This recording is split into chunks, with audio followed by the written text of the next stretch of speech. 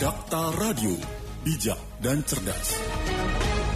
Rekan Dakta pukul 18.51 waktu Indonesia Barat, dan rekan Dakta, kontroversi terkait dengan penundaan pemilu 2022 yang sebelumnya sudah disepakati akan berlangsung pada 14 Februari 2022, dan ternyata setelah adanya pernyataan dari ketiga ketua umum partai politik yang ingin pemilu ditunda hingga kondisi bangsa Indonesia ini stabil dari perekonomian akibat pandemi COVID-19, dan ada pula yang tidak setuju dengan penundaan tersebut. Kami akan membahas rekan Dakta dalam perspektif politik bersama pengamat politik dan pemerhati bangsa Tony Rashid. Perspektif politik. Assalamualaikum Pak Tony. Waalaikumsalam warahmatullahi wabarakatuh. Iya, Pak Tony, bagaimana kelanjutan dari pernyataan ketiga ketum parpol ini yang ingin menunda pemilu 2024? Ya, bahwa ketika parpol ini sekarang sedang berhadapan dengan publik, kan? Karena memang di survei bahwa mayoritas masyarakat tidak menghendaki itu. Lebih spesifik lagi, pemilih PKB, pemilih PAN, dan pemilih Golkar, di mana mereka yang mengusulkan terhadap atau mewacanakan terhadap pemilu untuk ditunda, itu justru mayoritas pendukungnya itu tidak setuju terhadap usulan mereka. Sekarang mereka sedang berhadapan dengan publik. Kalau kemudian kita rinci lagi, bagi PKB cenderung tidak memiliki masalah dengan konstituennya, karena memang hal-hal semacam ini tidak terlalu sensitif bagi para pendukung PKB. Meskipun kalau kemudian di tracking, di survei bahwa ternyata mayoritas dari pendukung PKB tidak setuju. Tetapi yang jadi masalah adalah PAN dan juga Golkar. PAN sekarang sedang berhadapan dengan para kadernya sendiri. Apalagi di balik itu ada dua partai yang sedang berebut konstituen dengan PAN, yaitu Partai Umat yang didirikan oleh Pak Amin Rais, yang notabene adalah mantan ketua Muhammadiyah dan sekaligus pendiri PAN. Kemudian ada juga Partai Pelita yang didirikan oleh Din Samsudin yang juga merupakan mantan ketua umum PP Muhammadiyah. Ini menjadi sesuatu yang menurut saya bisa serius ketika tidak ada sebuah penyelesaian atau komunikasi internal yang baik, yang efektif. Kemudian Partai Golkar ini juga akan menjadi masalah internal, dan kita tahu bahwa di Golkar itu seringkali adem ayem di luar, tapi tahu-tahu meledak gitu kan. Ini akan mengalami sebuah dinamika, bisa berlanjut atau bisa juga tidak. Ini adalah sebuah risiko dari pilihan politik atau sikap politik yang ketiga partai itu ambil, khususnya PAN dan juga Golkar. Terkait dengan dinamika yang terus-menerus menjadi sebuah pembicaraan publik terkait dengan wacana untuk ditunda ini, memang semula wait and see. Ya, kalau kita tanya kepada partai, tentu tidak ada partai yang setuju lah. Kenapa? Karena memang kita tahu bahwa pemilu itu ladang buat partai.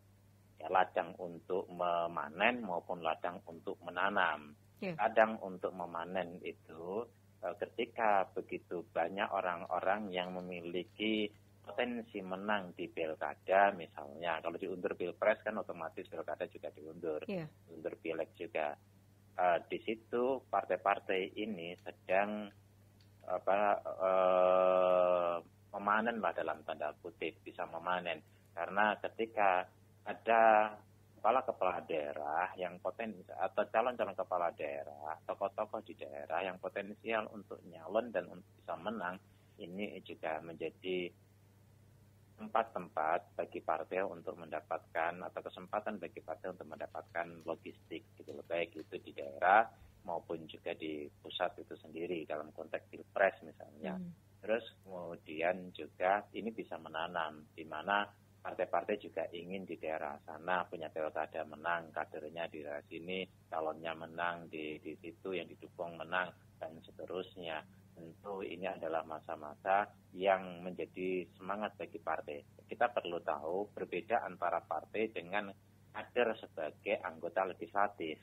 Jadi kader partai yang berada dalam posisi sebagai anggota legislatif, baik DPRD tingkat 2, DPRD tingkat 1 maupun DPR pusat, dengan ditundanya pemilu, mereka girang. Kenapa? Ini bagi mereka adalah mukjizat. Gitu loh. Kita bisa bayangkan 2024 mereka harus nyiapin logistik, dan itu tidak sedikit. Kalau untuk konteks DPR itu bisa belasan miliar. Terus kemudian mereka keluar tenaga, keluar energi yang luar biasa, dan belum tentu juga bisa menang. Kemudian ditunda waktunya 1-2 tahun, ini kan lega, ini kan betul-betul sebagai sebuah anugerah. Kalau kita tanya satu persatu, kepentingan pragmatisnya adalah tentu senang ditunda, tetapi bagi partai sendiri, ya dalam konteks organisasi, tentu pengennya tidak ditunda, tentunya tetap waktu. Ya, lepas dari itu semua, mesti kita rakyat Indonesia patuh kepada konstitusi. Pak Jokowi sendiri tetap bilang patuh pada konstitusi. Kita berharap semuanya, ya rakyat Indonesia patuh kepada konstitusi. Nggak usah dia utak-atik atau dengan alasan apapun untuk melakukan sebuah amandemen. Amandemen itu diperlukan kalau situasi betul-betul dibutuhkan. Apalagi kalau hanya kebutuhannya adalah menunda pemilu. Kan harus merubah dua. Yang pertama amandemen Undang-Undang Dasar 45, yang kedua adalah Undang-Undang Pemilu nomor 7 tahun 2017. Dalam konteks ini tidak ada alasan.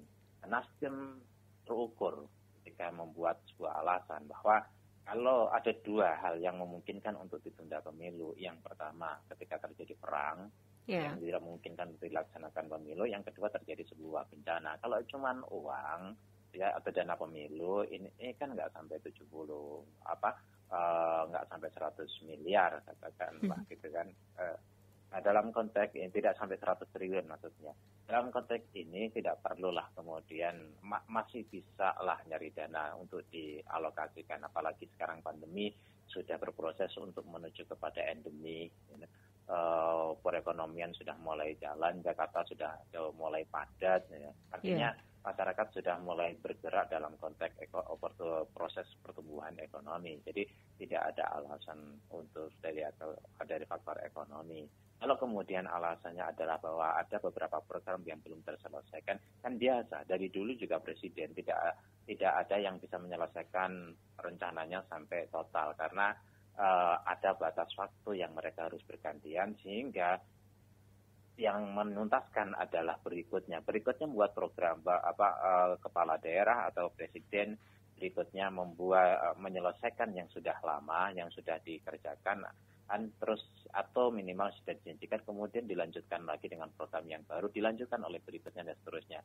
Misal contoh dalam konteks DKI, itu kan dulu yang memulai LRT, MRT itu kan Bang Yos.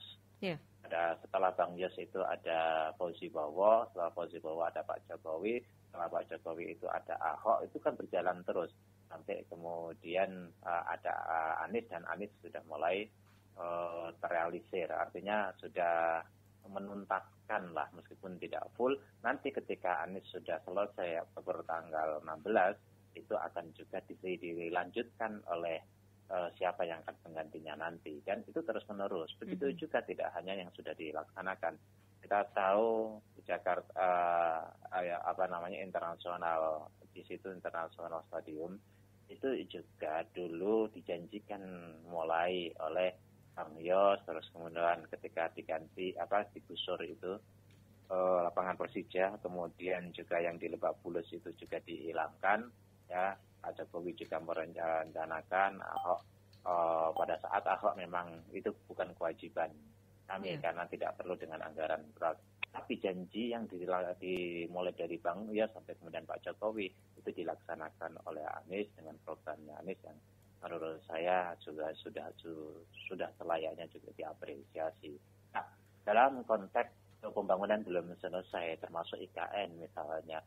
itu biarlah menjadi tugas generasi selanjutnya atau pemegang estafet selanjutnya. Jadi apapun alasan itu selain dua menurut saya akan ditolak oleh rakyat. Dan ini nampaknya penolakan itu luar biasa besar dan ini bisa berisiko macam-macam ketika ini harus dipaksakan. Kita lihat PDIP misalnya, itu lantang suara lantang sebelumnya memang PKS, tapi karena memang PKS itu satu partai menengah, suaranya atau kursinya tidak sampai 10%, cenderung dalam tanda kutip sendirian, maka gaungnya tidak terlalu besar.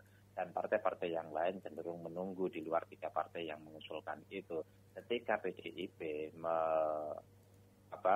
mengungkapkan ke publik atas penolakannya, dan itu beberapa kali disampaikan, bahkan sampai 3 kali oleh sekjennya mengatasnamakan PDIP, terutama atasnamakan dari Ibu Megawati sebagai ketum. Ini kemudian partai-partai yang lain berani mengambil sikap. Ini menjadi sebuah petunjuk betapa sesungguhnya partai-partai ini, ini memang tidak memungkinkan itu untuk menunda sesuai dengan kebutuhan pragmatis mereka. Mereka punya kebutuhan pragmatis, atau sikap politik pragmatis yang tentu lebih cocok kalau kemudian menunda. Dan kebetulan ada PDIP, partai terbesar, dan juga partai pengusung Pak Jokowi, di mana Pak Jokowi adalah kader PDIP. Ketika PDIP mengungkapkan, mereka berani mengungkapkan. Kemudian faktor yang yang kedua, mereka juga tahu bahwa penolakan rakyat begitu besar, maka mereka juga tidak mau berhadapan-hadapan dengan rakyat. Ya, karena itu 4 partai berikutnya, yaitu Nasdem, terus kemudian bahkan Gerindra, mula-mula P3 dan juga Demokrat, itu juga ikut melakukan sebuah penolakan. Dalam konteks ini, memang kemudian banyak yang mengapresiasi sikap Ibu Mega. Ya, dan kita tahu, inilah kelebihan Ibu Mega, orang yang sangat konstitusional, orang yang komitmen terhadap konstitusi yang ada. Sampai Ibu Mega bilang, negara ini bukan milik nenek kalian, kan gitu. Itu menunjukkan ketika Ibu Mega itu sudah membuat sebuah keputusan, kita tahu track record-nya itu biasanya sudah susah untuk dinegosiasi, karena ini berkaitan dengan prinsip-prinsip dari Ibu Mega sendiri yang kita tahu bahwa beliau konstitusional. Di sisi yang lain memang ini sejalan dengan kebutuhan pragmatis dari PDIP yang kemungkinan akan terjadi sebuah proses suksesi kepemimpinan di PDIP ini bisa terganggu ketika terjadi ini satu. Yang kedua terkait dengan kenapa ditolak, karena memang dianggap memang itu melawan konstitusi. Ya, tidak melawan konstitusi kalau di amandemen, dan itu menurut saya terlalu memaksakan diri. Kemudian yang kedua, ini juga akan merusak semangat reformasi. Ya, karena semangat reformasi itu membatasi. Kemudian yang ketiga, kalau sampai kemudian diperpanjang, ini juga tidak menutup kemungkinan akan ada 3 periode. Karena ketika ini sukses dan ketika ini mendapatkan peluang, jadi akan 3 periode. Kalau sudah 3 periode, boleh jadi akan seumur hidup. Ini yang kemudian dikhawatirkan oleh begitu banyak pihak. Terus kemudian selanjutnya adalah ini bisa berpotensi terhadap terjadinya resiko sosial dan politik yang unpredictable.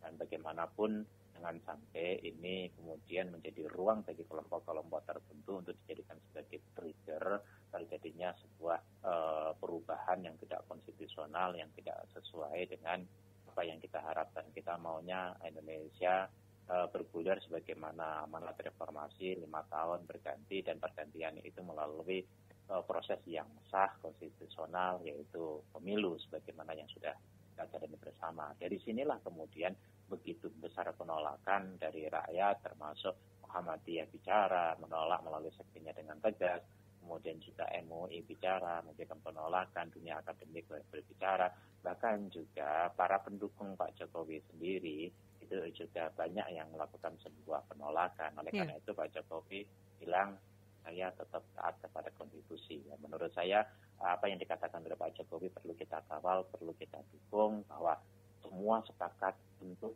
tidak melawan konstitusi dengan pengertian tidak ada pemilu ditunda, dan tidak ada pemilu dengan memberikan ruang 3 periode. Dan saya pikir semuanya sepakat untuk itu. Artinya mayoritas masyarakat sepakat untuk itu. Dalam konteks ini diwakili oleh partai mayoritas, oleh ormas yang cukup besar yaitu Muhammadiyah plus MUI, yang mewakili MUI itu kan di dalamnya ada semua ormas, juga para akademisi, gitu, dan begitu juga dengan Pak Jokowi sendiri mengatakan bahwa tetap taat kepada konstitusi. Yang harus kita artikan bahwa Pak Jokowi tidak menghendaki untuk 3 periode atau tidak menghendaki untuk ditunda pemilu. Gitu. Baik. Nah ini kan juga akan berpengaruh pada kepala daerah yang sebenarnya kan juga kekosongan diisi oleh PLT. Jika ditunda lagi juga akan terus berpengaruh begitu Pak Tony ya? Iya, kalau PLT misalnya untuk tahun 2022 ya, ini dampak lebih panjang lagi. Yeah. 2022 ini ada 101 kepala daerah yang selesai masa kerjanya, selesai waktunya. Ya, kalau kemudian nunggu 2024 itu 2 tahun. Yeah. Katakan diganti PJ dalam konteks undang-undang istilahnya PJ. Kita seringkali mengatakan PLT gampang gitu kan. PJ ya.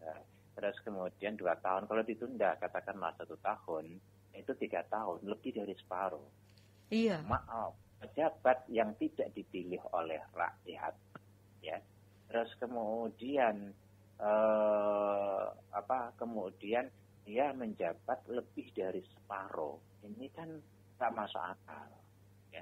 Apalagi kalau kemudian ditunda 2 tahun menjadi 4 tahun, kan? Apalagi kalau kemudian isunya ditunda sampai 2027, 3 tahun. Masa orang yang tidak dipilih oleh rakyat, sementara konstitusi kita mengatakan bahwa kepala daerah itu dipilih oleh rakyat, bukan dipilih oleh presiden, bukan dipilih oleh atau ditunjuk oleh presiden, bukan juga ditunjuk oleh Kemendagri, tapi dipilih oleh rakyat. Ini pun juga sebenarnya kelamaan 2024 itu, ya. Tapi itu sudah diciptakan sebagai undang-undang, ya. Karena itu ya jalani. Jangan kemudian sudah ada Undang-Undang Dasar 45, kemudian muncul undang-undang. Kalau Undang-Undang Dasar 45 kan DPR yang membuat, terus amandemen PR yang buat. Terus kemudian ada undang-undang, yaitu kan legislatif dan eksekutif. Pemerintah juga ikut membuat. Masa sih kemudian tidak ada situasi yang darurat, dan darurat dalam pengertian benar-benar darurat seperti perang, atau memang betul terjadi bencana yang luar biasa yang tidak mungkin dilakukan, dan masa mau dirubah lagi. Gitu. Nah, ini juga memberikan pelajaran bagi kita semua, mesti kita komitmen dan konsisten terhadap aturan yang kita buat sendiri, terutama dalam konteks ini undang-undang yang membuat itu adalah pemerintah dan juga DPR, mesti konsisten, jangan sampai kemudian dibuat lalu ada dinamika politik yang kemudian mendorong mereka untuk merubah lagi. Menurut saya ini akan menjadi sebuah warisan yang tidak baik bagi generasi yang akan datang yang kelak akan mengelola bangsa ini. Iya, Pak. Lalu bagaimana nasib ketiga ketum ini, Pak, setelah banyak pihak yang tidak setuju dengan penundaan? Ada 2 kemungkinan, ya. Ada juga 3 kemungkinan. Kemungkinan yang pertama adalah bahwa khususnya 2 lah. Kalau PKB saya pikir tidak terjadi masalah. Nah, kita tahu setiap partai itu punya konstituen dengan karakter yang berbeda-beda. Dalam konteks ini PKB tidak berhadapan secara signifikan dengan konstituennya, terutama ketua umumnya. Gitu. Terus, tetapi bagi PAN dan Golkar ini juga bisa ya. Yang pertama itu adalah mereka itu tetap mampu untuk menyelesaikan semua itu dengan argumentasi dan pendekatan persuasi yang bisa diterima oleh kadernya. Terus kemudian atau yang kedua, mereka tidak mampu menghadapi urusan itu, pada akhirnya mereka tergusur dari posisi ketua umum. Atau yang ketiga, gitu kan? Yang ketiga adalah bahwa elektabilitas mereka karena kasus ini bisa terdowngrade. Nah, kita akan lihat hasil survei nantinya, biasanya jelang 2023 ini akan banyak survei. Kita bicara 2004 sebenarnya kita bicara 2023. Sebab apa? Di awal 2023 itu sudah ada penjaringan terhadap calon anggota legislatif. Yeah. Terus kemudian pendaftaran di pertengahan, lalu Pilpres pendaftaran juga di bulan September. Artinya apa? Pemilu ke depan itu akan rame itu dari awal tahun 2023. Bukan 2024 kan tinggal eksekusinya, yaitu Pilpres tanggal 14 Februari. Artinya awal 2024. Maka 1 tahun penuh di 2023 ini sudah tahun pemilu. Baik, jadi memang persiapan yang ekstra dilakukan oleh parpol dan juga lainnya menunggu hingga 2024. Pak Tony, terima kasih sudah berbincang bersama Dakta, Pak. Ya, Assalamualaikum warahmatullahi wabarakatuh. Waalaikumsalam warahmatullahi wabarakatuh. Perspektif politik. Rekan Dakta, demikian perspektif politik bersama pengamat politik dan pemerhati bangsa Tony Rosyid.